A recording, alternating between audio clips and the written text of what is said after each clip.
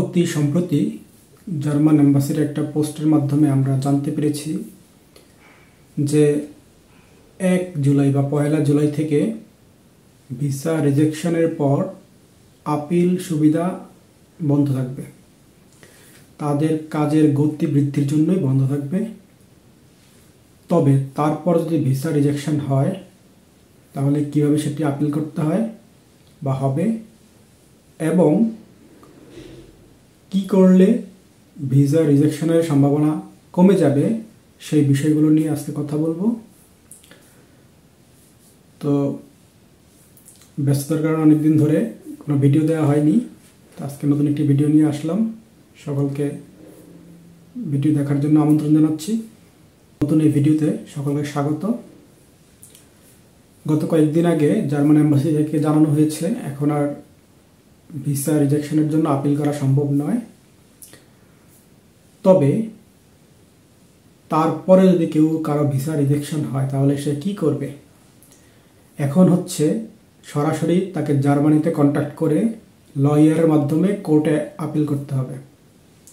আগে আমরা এম্বাসি থেকে ফর্ম পূরণের মাধ্যমে আপিল করতে পারতাম, সেটা এখন বন্ধ। কারণ এটা ছিল ভলান্টারি, কোনো ধরনের টাকা পয়সা লাগতো না। এম্বাসি ফ্রি এক্সট্রা সার্ভিস দিত। তো এম্বাসির কর্মী বা লোকবল এখানে কাজে লাগলে অন্যদিকে তাদের কাজের স্পিড হতো না, সেজন্য তারা এখন আপিল সুবিধা বন্ধ করে দিয়েছে।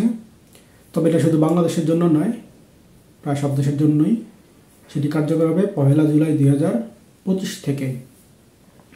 তো এখন স্বভাবতই কারো যদি রিজেকশন আসে দুর্ভাগ্যক্রমে, তাহলে তাকে জার্মানিতে লয়ার ম্যানেজ করে কোর্টে অ্যাপ্লাই করতে হবে। তবে এখানে লয়ারের ফি কিন্তু অনেক বেশি। আমরা বাংলাদেশের কথা চিন্তা করলে যা হয় তার থেকে অনেক বেশি। তো সেটা 1 লক্ষ টাকা 2 লক্ষ টাকার বেশি হওয়ার পসিবিলিটি বেশি তাদের ফি, এবং কোর্টেরও ফি রয়েছে। তো এটি একটু ব্যয়বহুল বলা চলে। তবে আরেকটি উপায় থাকে যাতে আমাদের রিজেকশন না আসে। এম্বাসির লাস্ট আপডেটে তারা জানিয়ে দিয়েছে রিজেকশন এড়ানোর জন্য এম্বাসির চেকলিস্ট ভালো করে ফলো করার জন্য। এটি একেবারে বেসিক রিকোয়ারমেন্টস। আমরা জানি যে এম্বাসির রিকোয়ারমেন্টস অনুযায়ী ডকুমেন্টস সাবমিট না করলে রিজেকশনের হার বেড়ে যায়, পসিবিলিটি বেশি থাকে। তাই আমরা রিজেকশন এড়ানোর জন্য কী ধরনের ডকুমেন্ট লাগে, কী ধরনের ডকুমেন্টস রিকোয়ারমেন্ট দেওয়া আছে, সেগুলো আমাদেরকে অবশ্যই আমরা সাবমিট করব। এবং কোনো ধরনের ফেক ডকুমেন্ট যদি আমরা ইউজ করি সেটিতেও কিন্তু রিজেকশনের হার অনেক বেশি থাকে। তাছাড়া আমাদের সাপ্লিমেন্টারি কিছু ডকুমেন্ট আমাদের সাথে রাখা প্রয়োজন হবে।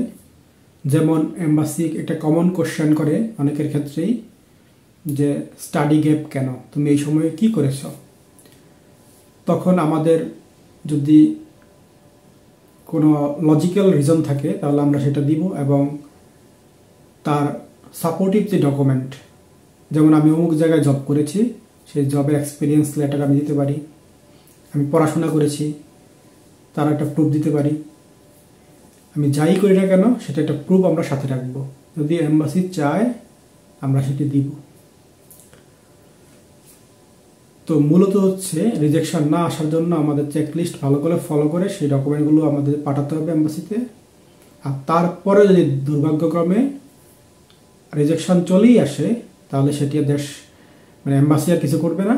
আমাদের নিজেই স্বউদ্যোগী হয়ে এখানে অ্যাডভোকেটের মাধ্যমে জার্মান কোর্টে অ্যাপ্লাই করে আপিল করে আমাদেরকে ভিসা ডিসিশন আবার পুনরায় পেতে হবে। সেটা হোক আবার রিজেকশন বা হোক আবার ভিসা গ্রান্ট, যাই হোক না কেন সেটা আমাদের এভাবেই করতে হবে।